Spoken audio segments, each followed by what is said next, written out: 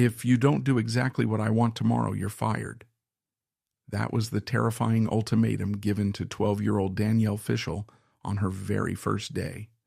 On screen, Corey and Topanga were America's perfect teen couple.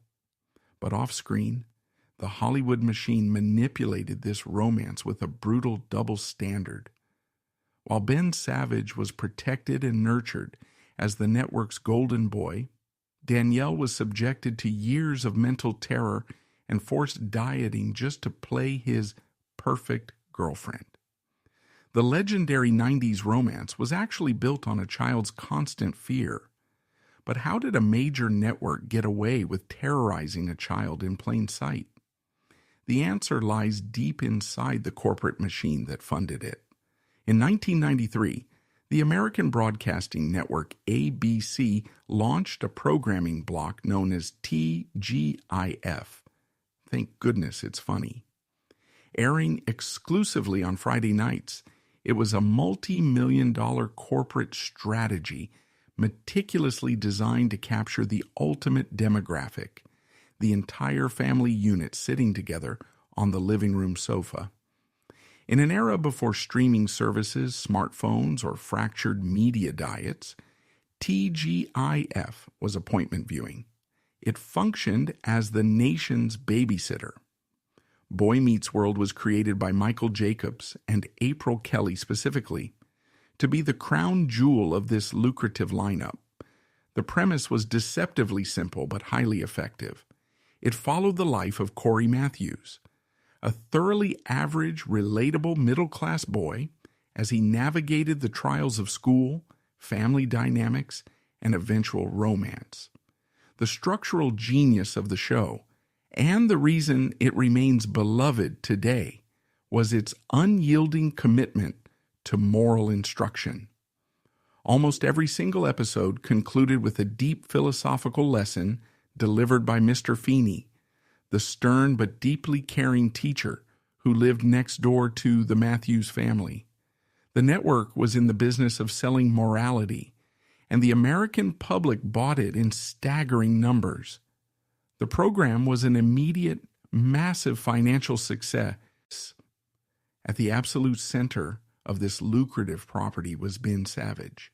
He was not just a lucky kid pulled from obscurity. He carried a highly marketable, proven Hollywood pedigree. As the younger brother of Fred Savage, who had already conquered the television industry as the star of the Wonder Years, Ben was a known quantity to network executives. He was the undisputed star, the anchor around which the entire production was built.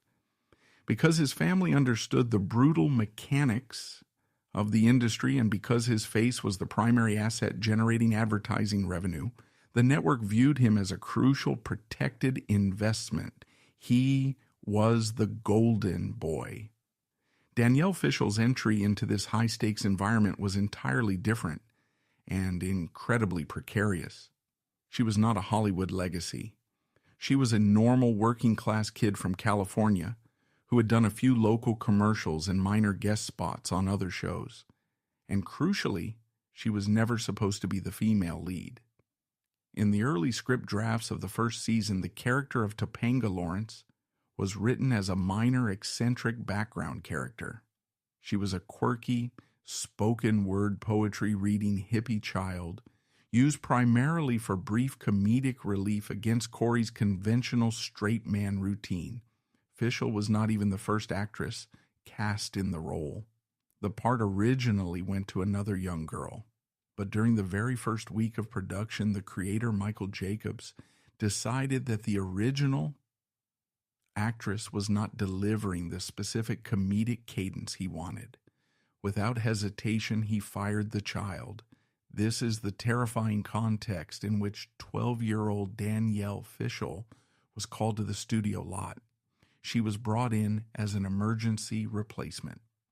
When she walked onto the set of Boy Meets World in 1993, she was stepping onto a moving train that had just run over another child actress. She was a day player, a temporary fixture in a multi-million-dollar machine that was already running at full speed. The E.I. Andy The environment of a multi-camera sitcom set is notoriously intense. It is populated by dozens of stressed adults, camera operators, lighting technicians, writers, and network suits, all rushing to meet an unforgiving broadcast deadline. For a 12-year-old girl stepping into a role where someone had just been fired, the pressure was suffocating. The week culminated in the run-through, a critical rehearsal where the actors performed the episode live in front of the producers, the writers, and the network executives so they can evaluate the script and the performances. Fishel, eager to please and trying to find her footing, delivered her lines as the eccentric Topanga. She thought she had done a decent job. She was just a child trying to memorize dialogue in a room full of powerful adults. What happened immediately after that run-through would permanently scar her psyche and set the toxic baseline for her entire childhood. Creator and showrunner Michael Jacobs did not run his set like the warm, nurturing classroom of Mr. Feeney. He ruled it as an absolute, uncompromising tyrant. When the rehearsal ended and the rest of the cast and crew were dismissed to go home, Jacobs ordered 12-year-old Danielle and her mother, Sylvia, to remain on the stage. He pulled them to the center of the brightly lit set. He summoned all the adult producers to stand in a circle around them. It was a deliberate, highly orchestrated display of power and intimidation. Standing over the terrified child, Jacobs looked directly at her and began to systematically tear her performance apart. He did not offer gentle, constructive direction. He listed every single mistake she had made. He criticized her pacing, her tone, and her comedic timing. He stripped away any shred of confidence she possessed. Then he delivered the ultimatum. According to Fishel's later recollections of the traumatic event, Jacobs looked her in the eye and said, "I'm going to give you your notes. If you don't come back tomorrow, Dee, owing this entirely differently, you are also not going to be here." He weaponized the firing of the previous actress, holding it over Fishel's head like a guillotine. He told a 12-year-old girl that if she did not execute his exact specific vision by the next morning, he would destroy her opportunity and replace her without a second thought. The cruelty of this tactic cannot be overstated. The 1990s, Hollywood system allowed powerful men to weaponize fear against vulnerable children with zero oversight. There were no intimacy coordinators, no on-set therapists, and no human resources department stepping in to protect a child from psychological abuse. The adults in the room simply watched it happen, implicitly endorsing the tyranny because Jacobs was delivering a hit show for the network. Fishel and her mother left the studio lot that night in a state of absolute panic. They did not sleep. They sat at their kitchen table with the script, completely traumatized by the threat. Sylvia Fishel, desperate to protect her daughter's job and shield her from further humiliation, went through every single line of dialogue with a pen. They stayed up late into the night, marking the exact inflections, the precise pauses, and the specific breathing patterns Jacobs had demanded. Danielle rehearsed the lines obsessively, crying from exhaustion and fear, terrified that if she made a single mistake the next morning, her career would be over before it even began. The next day, Danielle Fishel returned to the set.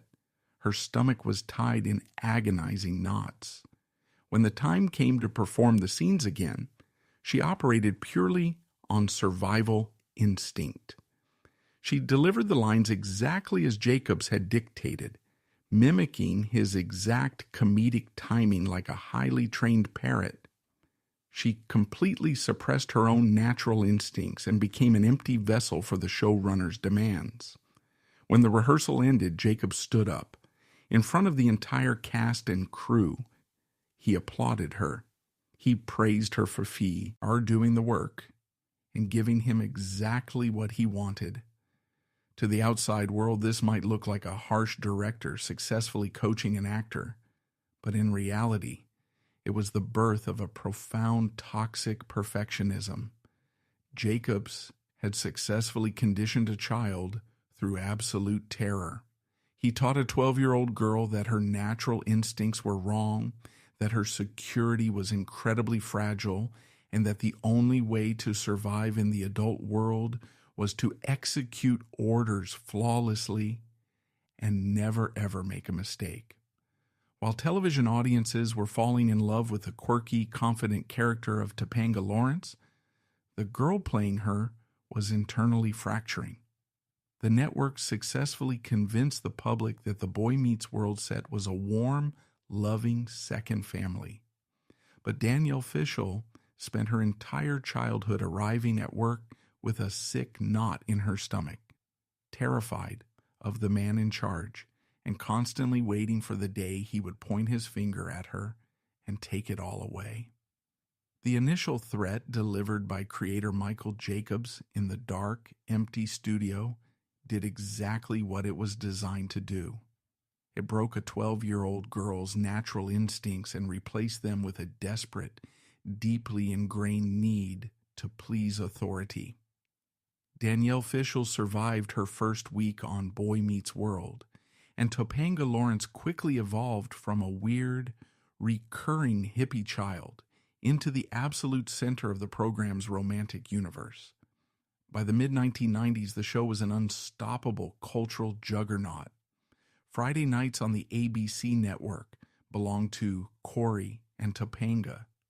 Millions of American and British teenagers tuned in every week, completely captivated by the wholesome, seemingly perfect relationship unfolding on their screens. But as the calendar pushed forward and the child actors began to age into adolescence, a new, incredibly toxic dynamic began to infect the sound stages. The psychological intimidation that defined Fishel's first week morphed into something far more visible, systemic and deeply damaging. As the cast hit puberty in front of the cameras, the television network's double standard regarding gender became blatantly, painfully obvious. To understand this double standard, we must look at how the network handled their golden boy, Ben Savage. The entire premise of Boy Meets World hinged on Corey Matthews being a relatable average kid. As Ben Savage entered his teenage years, biology took its natural course. His voice cracked. He developed acne. His hair was frequently messy and unstyled. He experienced the standard awkward weight fluctuations that almost every teenage boy goes through. The network executives and the producers did not intervene. In fact, they protected his authenticity. They allowed Ben Savage to look like a normal, messy, imperfect teenage boy because it served the narrative. When Corey Matthews had a bad hair day or looked awkward on screen, it was written into the script as a charming, relatable coming-of-age moment. Savage was not subjected to strict dietary mandates or aggressive wardrobe interventions. He was allowed to grow up with a baseline of physical dignity. The adults in charge understood that an awkward teenage boy was funny and endearing to the target demographic. The rules for Danielle Fishel were entirely different. While Corey was allowed to be average, Topanga was systematically stripped of her original quirky identity and forced to become the ultimate 1990s male fantasy. The spoken word poetry and the weird bohemian clothing of the first season were quietly erased. The writers and producers began molding Topanga into the perfect girl. She was brilliantly smart, endlessly patient, morally flawless, and, crucially, she was required to be physically flawless. When Danielle Fishel hit puberty, her body naturally changed. She was no longer a flat-chested 12-year-old. She was developing the curves of a young woman. In the real world, this is a normal biological progression. But in the ruthless, a hypercritical environment of a 1990s Hollywood television set, a teenage girl gaining normal, healthy weight was treated as a corporate crisis. The 1990s was an era defined by extreme, unforgiving beauty standards. The heroin chic aesthetic dominated magazine covers, and the cultural expectation for young actresses was absolute, uncompromising thinness. The men running the ABC network and the production company projected this toxic standard directly onto their teenage female lead. The systemic body shaming began quietly, woven into the daily mechanics of television production. It started in the wardrobe department. Wardrobe fittings, which should simply be a logistical part of an actor's day, became agonizing weekly evaluations of Fishel's body. If a pair of jeans from the previous season was slightly too tight, it was not treated as a natural consequence of a teenager growing up. It was treated as a failure. The adults in charge began constantly monitoring her weight. They scrutinized her food intake. On a television set, craft services, the massive tables of free food and snacks available to the cast and crew, are a central hub of activity. But for Fishel, the catering table became a minefield. The producers made offhand, cutting remarks about what she was eating. The messaging was clear, constant, and devastating. Your worth to this multi-million-dollar production is directly tied to the size of your waistline. Imagine the psychological torture of this environment. You are a 16-year-old girl. You are already navigating the standard insecurities of high school and puberty. But unlike a normal teenager, your body is being aggressively lit, filmed from multiple angles, and broadcast to millions of highly critical viewers every week. And the adults who control your employment, the men who hold the power to fire you at any moment, are actively telling you that your natural body is unacceptable. Fishel absorbed this systemic abuse in silence.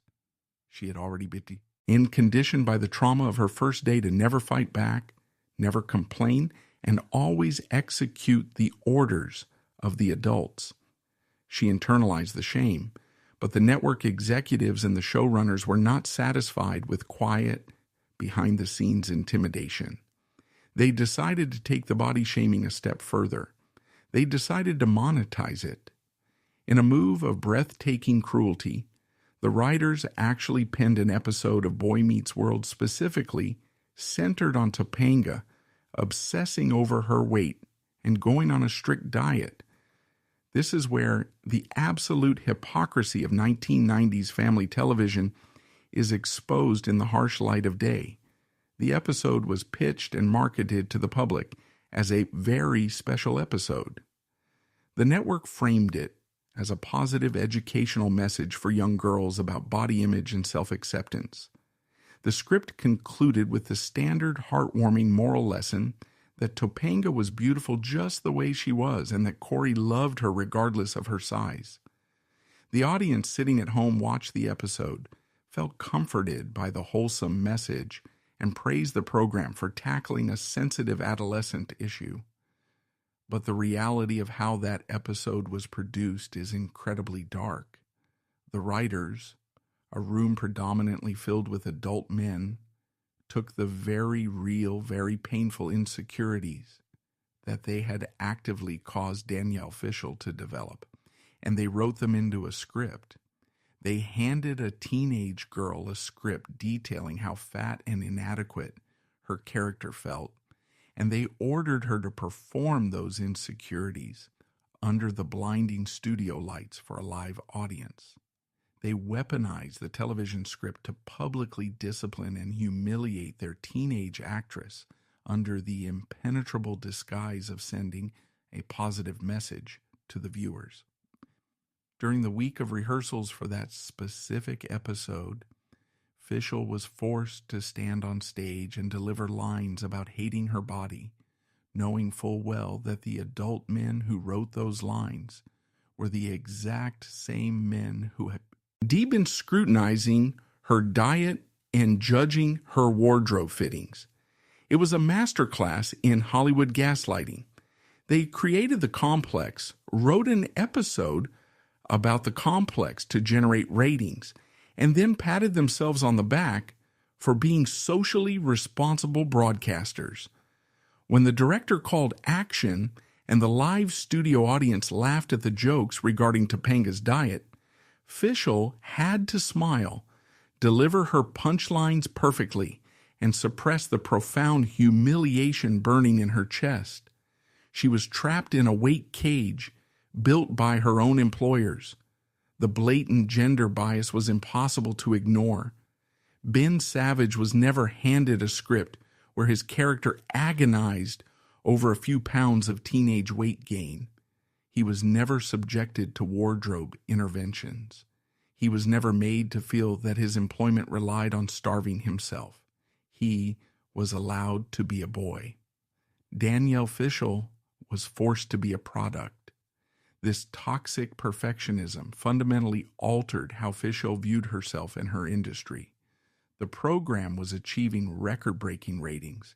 She was appearing on the covers of teen magazines. She was universally adored by the public.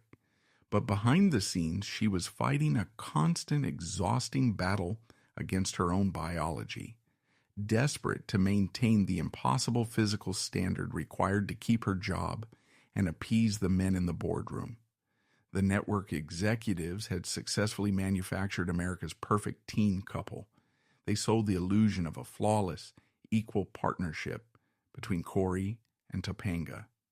But the foundation of that partnership was built on a deeply unequal, highly abusive power dynamic. The golden boy was nurtured, while the scapegoat was systematically ground down. As Boy Meets World powered through the mid to late 1990s, the program cemented itself as an untouchable cultural monolith. It was no longer just a Friday night comedy. It was the defining moral compass for an entire generation. Millions of teenagers across the globe tuned in to watch Corey, Topanga, and their friends navigate the turbulent waters of high school and early college.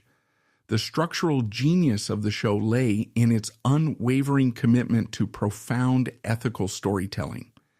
Every episode functioned as a masterclass in empathy. The scripts tackled complex, heavy issues, broken homes, class divides, the importance of forgiveness, and the absolute necessity of protecting the vulnerable. These narratives were almost exclusively anchored by the character of Mr. Feeney, the wise, steady teacher who consistently delivered beautiful, philosophical monologues about human decency. The American public consumed this messaging completely. The network successfully sold the illusion that the adults manufacturing this television program possessed the exact same profound moral integrity as the characters they wrote. They convinced the world that the studio lot was a sanctuary of learning and warmth. The reality behind the cameras was a masterclass in corporate hypocrisy. The adults who were writing those beautiful scripts about empathy and forgiveness were operating a deeply toxic, fear-based regime backstage. They were ruthless bullies masquerading as moral guides. To understand the daily psychological reality for Danielle Fishel and her young co-stars, you must look at the central nerve center of any sitcom production, the table read. In a healthy television environment, a table read is a collaborative, creative sandbox. The actors, writers, directors, and network executives sit around a massive conference table to read the week's script out loud for the first time. It is meant to be a safe space to test jokes, find the rhythm of the scenes, and make adjustments. On the set of Boy Meets World, the weekly table read was not a rehearsal. It was a firing squad. Creator Michael Jacobs presided over these readings with absolute tyrannical authority. The environment was suffocatingly tense. For the child actors, walking into that conference room every Monday. Morning felt like walking into a trial where the verdict was always guilty. If a joke did not land, or if the network executives did not laugh loudly enough, the adult writers never blamed their own scripts. They blamed the children. Jacobs would frequently stop the read to publicly dress down an actor in front of the entire room of adults. He used humiliation as a management tool. He would dissect their delivery, question their talent, and remind them, sometimes subtly, sometimes explicitly, that they were entirely replaceable. For Danielle Fishel, who had been traumatized on her very first day with the threat of immediate termination, these table reads were an exercise in sheer survival. She sat at that table week after week with her script heavily annotated, terrified to make a single unapproved choice. She was not acting, she was executing a hostage negotiation. She delivered the lines exactly as the powerful men in the room demanded, completely suppressing her own creative instincts to avoid becoming the target of their wrath. But a child cannot survive that level of sustained, systemic psychological pressure alone. If Fishel had been isolated, the environment would have completely broken her. Her only salvation and the only reason the cast survived their formative years relatively intact came from the most unlikely source: the other children trapped inside the exact same machine. Fishel, along with her co-stars Ryder Strong, who played Sean Hunter, and Will Friedle, who played Eric Matthews, quickly realized that the adults in charge were not safe. There was no human resources department to report to. The studio teachers were there to ensure they did their schoolwork, not to protect their mental health. Even their own parents were often marginalized by the network, entirely terrified of overstepping and costing their children a multi-million-dollar career. Realizing they were completely abandoned by the adult world, the children formed a protective shield, wall around each other. They forged a profound, unbreakable trauma bond. They became each other's safety net. If Jacobs singled out Fishel during a rehearsal, humiliating her over a line delivery or a wardrobe choice, Strong and Friedle would immediately close ranks. They used humor to deflect the tension. They offered quiet, constant validation when the cameras stopped rolling. They created a secret, unspoken language of survival. When the adults screamed, the kids huddled together in their dressing rooms, debriefing the trauma and reminding each other that the cruelty they were experiencing was not normal and it was not their fault. This dynamic highlights the most bitter, undeniable irony of the show's entire legacy. Millions of children sitting at home were learning how to be good, loyal friends by watching Corey, Topanga, and Sean on their television screens. But the actors playing those roles were not acting. They were learning how to be fiercely loyal friends, because it was the only way to survive an abusive, toxic workplace. The friendship was real, but it was forged in a crucible of fear. However, this trauma bond also exposed the deep, uncomfortable divide engineered by the network's favoritism.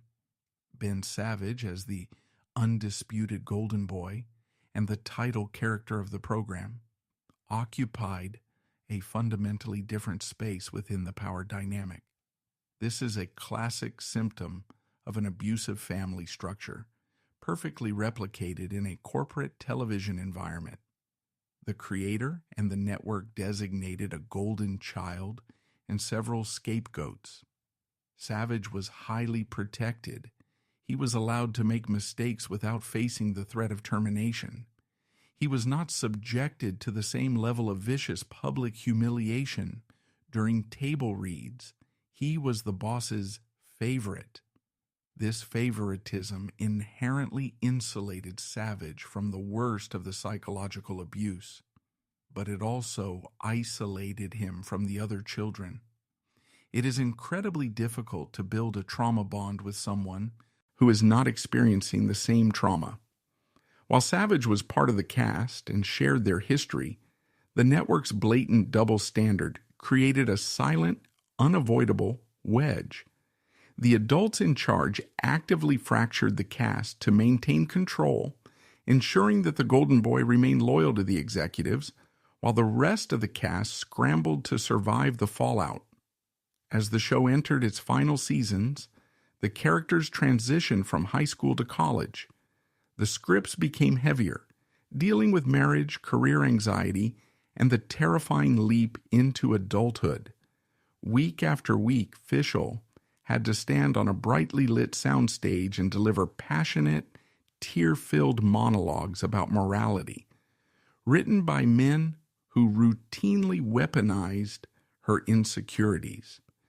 She had to look into the camera and play the perfect, self-assured young woman, while internally she was a highly conditioned, deeply anxious teenager who equated her basic human worth entirely with her ability to please angry adult men.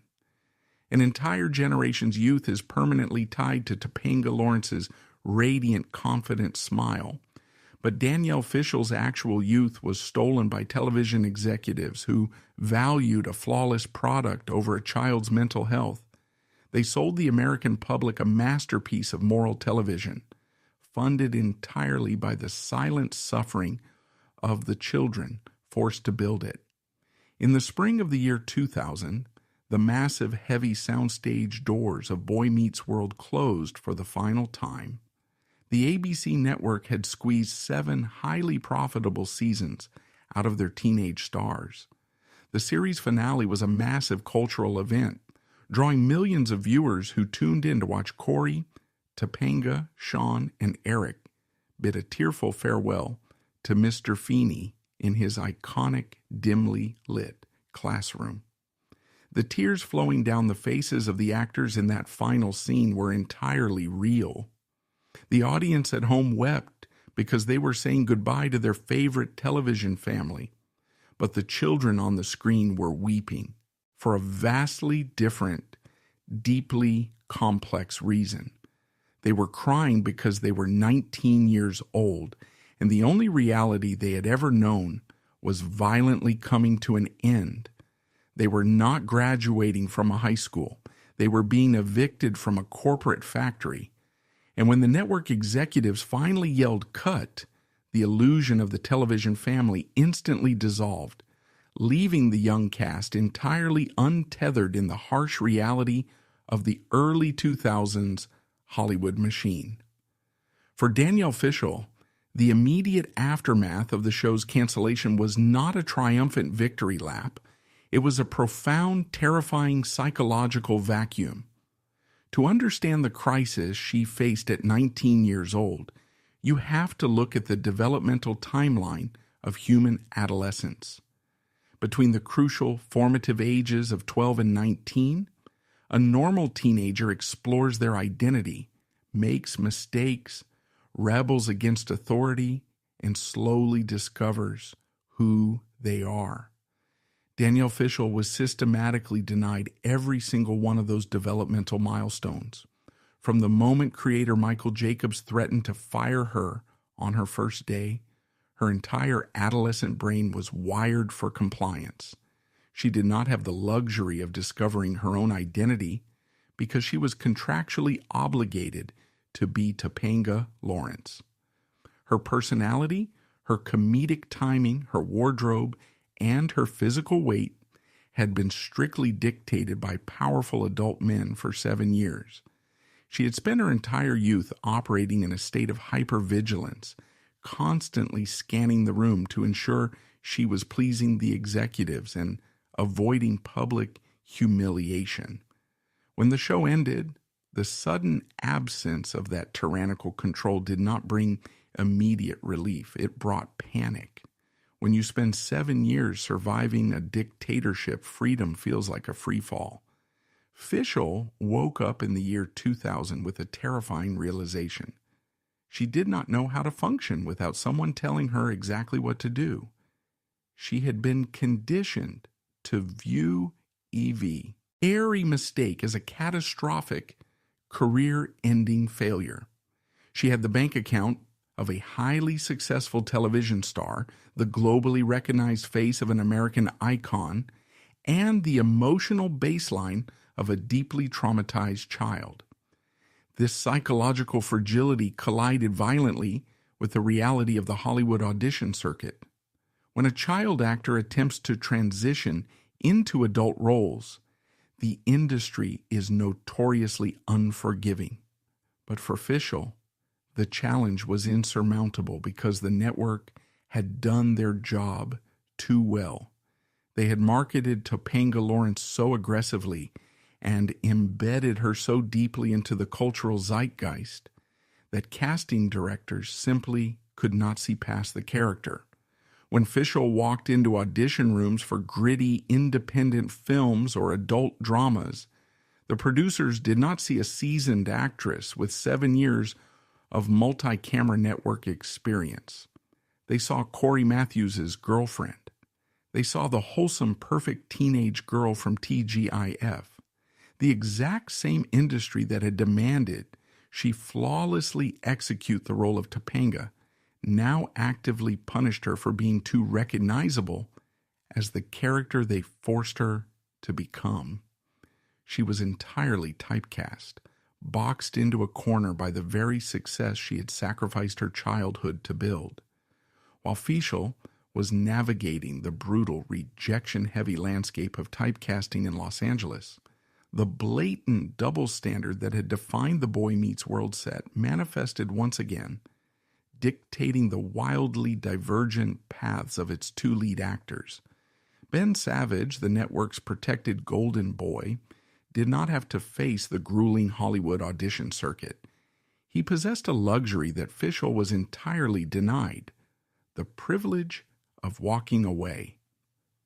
Following the finale in 2000, Savage enrolled at Stanford University, one of the most prestigious academic institutions in the world. He effectively hit pause on his acting career. He packed his bags, left Los Angeles, and stepped onto a sprawling campus in Northern California to study political science. The television network had shielded Savage from the worst of the psychological abuse and body shaming during the show's run, and that protection extended into his early adulthood. He was allowed to retreat into a relatively normal, highly privileged collegiate existence. He joined a fraternity. He went to parties.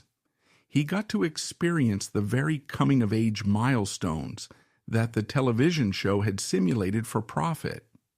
He exited the toxic corporate bubble with a pristine resume, a healthy bank account, and his ego entirely intact. He was permitted to grow up and discover who he was away from the camera lenses. Fishel, conversely, was left behind in the trenches, and the trenches of the early 2000s entertainment industry were a uniquely dangerous place for a young woman battling severe body image issues. The turn of the millennium ushered in one of the most toxic, unforgiving eras of celebrity culture in modern history. The tabloid industry exploded, fueled by the rise of the internet and aggressive paparazzi tactics. The cultural aesthetic demanded an ultra-thin, almost emaciated physical ideal. It was the era of low-rise jeans, exposed midriffs, and magazines that ruthlessly mocked young women for gaining even a fraction of a pound. For Danielle Fishel, this cultural shift was a continuation of the exact same systemic abuse she had endured on the television set. Only now, it was happening on a global scale. The adults on Boy Meets World had already built a weight cage around her mind. They had spent years conditioning her to believe that her value was directly tied to her physical dimensions. When she stepped out into the early 2000s Hollywood landscape, she carried that deeply ingrained eating disorder and intense physical anxiety with her. She was terrified of the paparazzi. She was terrified of the casting directors scrutinizing her waistline. The systemic body shaming she had experienced in the wardrobe trailers of the ABC network had perfect lie primed her to be victimized by the brutal tabloid culture of the decade. She spent her early 20s fighting a quiet, exhausting internal war. She was attempting to unlearn the toxic people-pleasing habits drilled into her by Michael Jacobs, while simultaneously trying to protect her physical body from an industry that viewed young women as disposable commodities. But beneath the trauma and the anxiety, the resilience that had kept her alive during her childhood began to slowly, quietly assert itself. Fishel possessed an incredibly sharp intellect, and she began to recognize the mechanics of the manipulation she had survived. She realized that the Hollywood machine had stripped her of her autonomy by keeping her entirely in front of the camera, executing the orders of the men hiding behind the monitors. If she wanted to reclaim her power, she had to understand how the machine actually worked. Fishel made a profound strategic decision. She began to actively study the other side of the industry. She shadowed directors. She learned the technical language of camera blocking, lighting, and editing.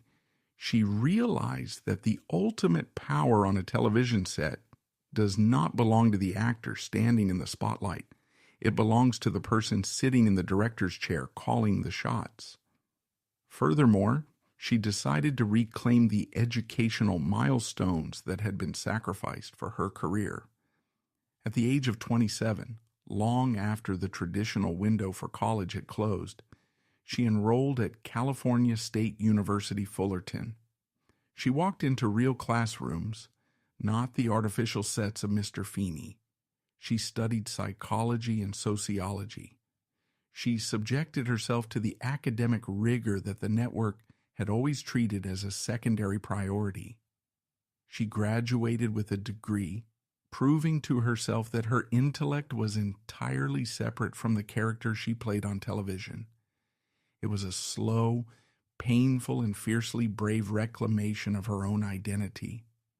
Danielle Fishel was meticulously rebuilding her psychological foundation brick by brick. She was dismantling the fearful, submissive child that the network executives had built, and she was replacing her with an educated, highly observant, and increasingly powerful adult woman. She was preparing for a reckoning. She just didn't know how long it would take for the culture to catch up with her truth. For nearly 2 decades, the brutal, toxic reality of the Boy Meets World set remained locked inside a vault of corporate silence and trauma-bonded loyalty. Danielle Fishel, Ryder Strong, and Will Friedle had grown into adults, navigating the treacherous waters of life after child stardom. They adhered to the unwritten, ironclad rule of the entertainment industry. You do not destroy the wholesome nostalgia of your fan base, and you absolutely do not bite the hand that built your career. They allowed the American public to comfortably believe the illusion. They allowed the network to continue profiting off the syndicated reruns, selling the perfect fabricated innocence of Corey and Topanga to a brand new generation of viewers. But illusions have an expiration date. As the cultural landscape of the 2010s and 2020s radically shifted, the entertainment industry was forced into a massive, painful reckoning. The hashtag #MeToo movement empowered women to finally speak out against the abusive men who had controlled their early careers. Furthermore, documentaries and investigative journalism began pulling back the curtain on the horrific conditions child actors endured on network television sets during the 1990s and 2000s. The cultural temperature had changed. The public was finally ready to hear the truth, and Danielle Fishel, having spent years meticulously rebuilding her identity, completing her university education, and mastering the technical side of television production, was finally ready to tell it. The vehicle for this ultimate reckoning was not a tell-all book or a sensationalized tabloid interview. It was an audio podcast launched in 2022 titled Pod Meets World. Fishel, Strong, and Friedel decided to sit down in front of microphones, rewatch every single episode of the show that defined their youth, and dismantle the multi-million-dollar corporate myth brick by brick. What began as a nostalgic rewatch podcast instantly morphed into something far more profound and devastating. It became a public, real-time group therapy session broadcast to millions of listeners. For the first time in her life, Danielle Fishel took ownership of her own narrative. She sat behind a microphone, no script, no towering red wig, no network executive standing over her shoulder, and she told the story of her first day on set. She detailed the terror of being a 12-year-old girl pulled into the center of a dark soundstage. She named creator Michael Jacobs. She explicitly detailed his threat to fire her if she did not execute his exact, highly specific comedic cadence. She exposed the toxic, fear-based management style that defined the weekly table reads. She spoke openly, with heartbreaking clarity, about the insidious body shaming, the intense monitoring of her weight, and the psychological cage she was forced into when the network weaponized her insecurities into a television script. When the podcast episodes aired, the public reaction was instantaneous and explosive. The millions of adults who had grown up idolizing the wholesome, morally perfect world of the program were utterly shocked.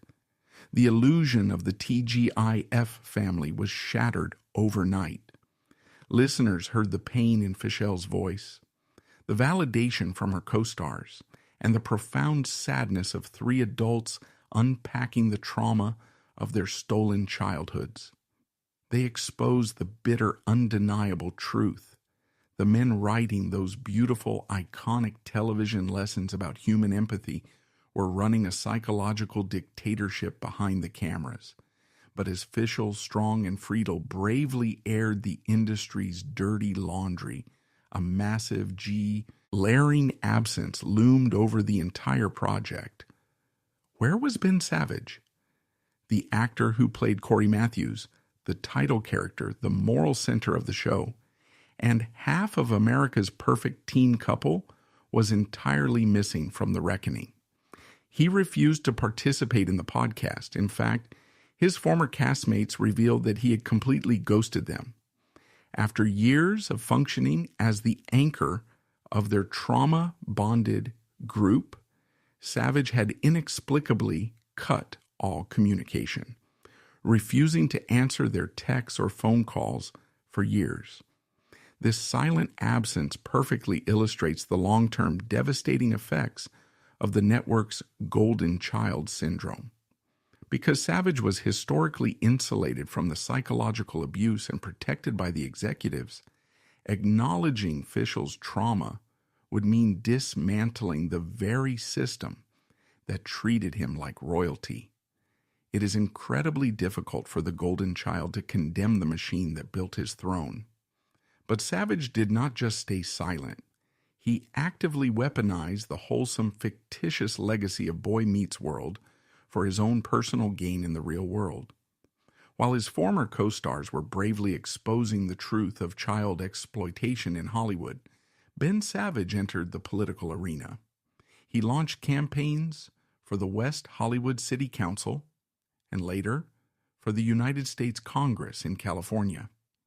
His political strategy was entirely reliant on the illusion of Corey Matthews. His campaign materials leaned heavily into the wholesome, moral, trustworthy persona he had played on television. He posted photos from the 1990s. He campaigned on the family values the network had manufactured.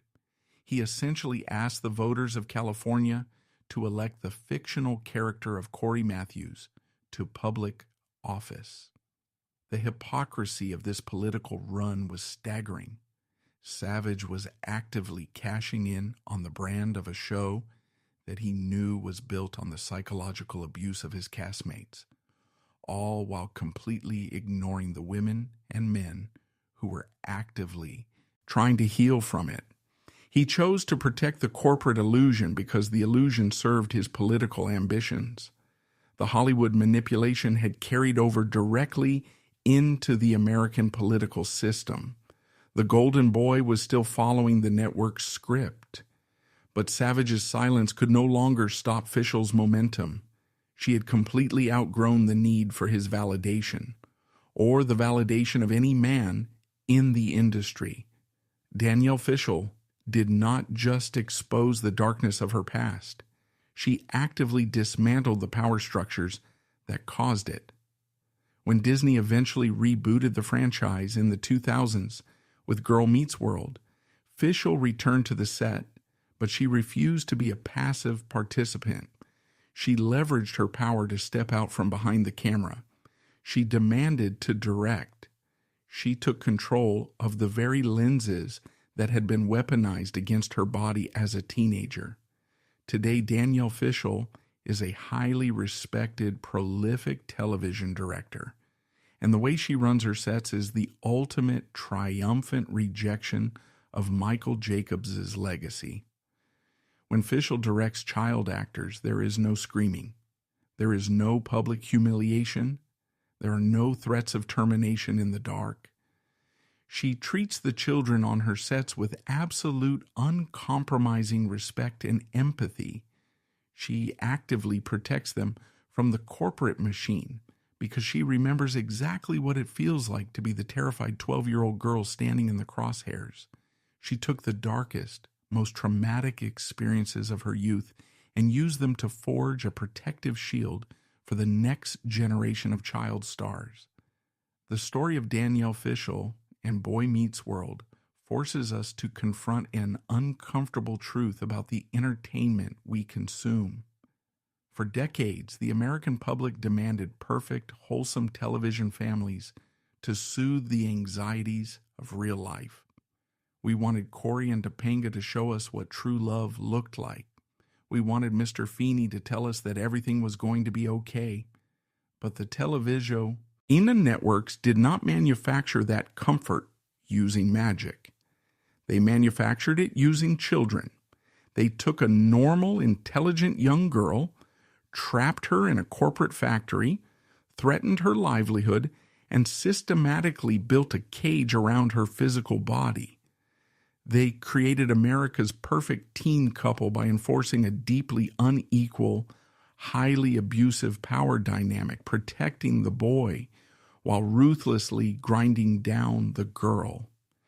They sold a masterpiece of moral storytelling while completely abandoning the morality of their own workplace. The legacy of Boy Meets World is permanently fractured. It is impossible to watch the old episodes now without seeing the terrified, conditioned child hiding behind Topanga Lawrence's confident smile. But while the legacy of the show is tainted, the legacy of Danielle Fishel is one of absolute unyielding triumph. She survived the Hollywood machine. She survived the severe body shaming of the 1990s. She survived the isolation of being left behind by the network's Golden Boy.